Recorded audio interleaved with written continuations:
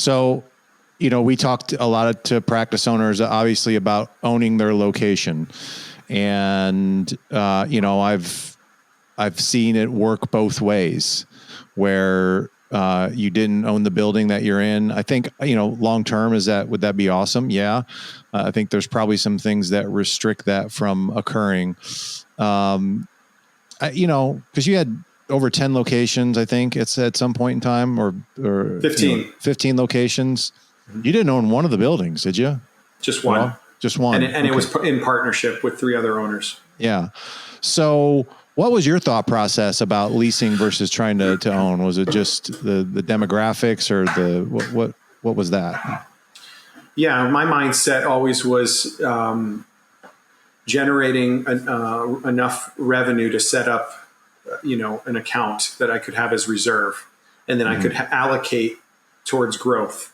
And so managing that capital, I wanted to put it back into scaling physical therapy enterprise versus taking it and putting it into real estate. And that was kind of the focus. I was very hyper focused on all things reinvesting in the practice.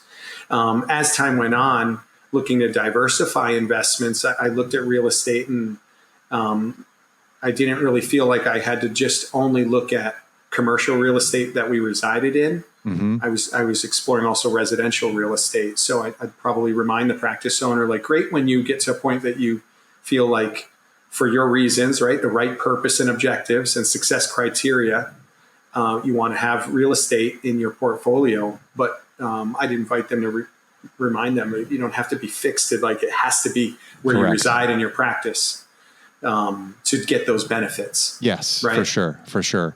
So, and then when you found now, when you knew you were going to expand into an area, what was your thought process there? Like, what led to you picking a location?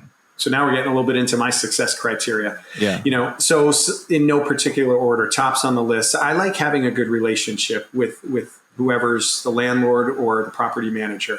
I want to feel like, much like when we're interviewing candidates to come work with us, at the end of the day, we're going to have a working relationship. So I'm not saying they have to be like maybe perfect, like what we call as the excellent candidate to come work in our company, but there should be enough alignment where we can establish, like, okay, this is going to be a nice, healthy working relationship. Then there's terms of the lease, that I'm thinking about, always going into what I consider consistent with budget. That's going to support the budget. Knowing how much square footage I need, trying to predict and anticipate how large do I think we're going to grow with this location, and not be in a hurry to take on more space than I need. Mm-hmm. So in those instances, I like a building where I know I could knock down a wall. Maybe that's a suite next door. So looking for that kind of potential so that I don't have to take all the risk and liability of grabbing more space than I need in the beginning. Now, if I think we're going to hit the ground running and we're going to fill the space rather quickly, I want to be, strategic with how much space we start with. I don't want to outgrow it in 12 months. That wouldn't be responsible. But what's something that I feel like I could have enough room to grow, stretch into over the next 3 to 5 years? That's a good way to look at it. And then, but to have those options in the building would be ideal.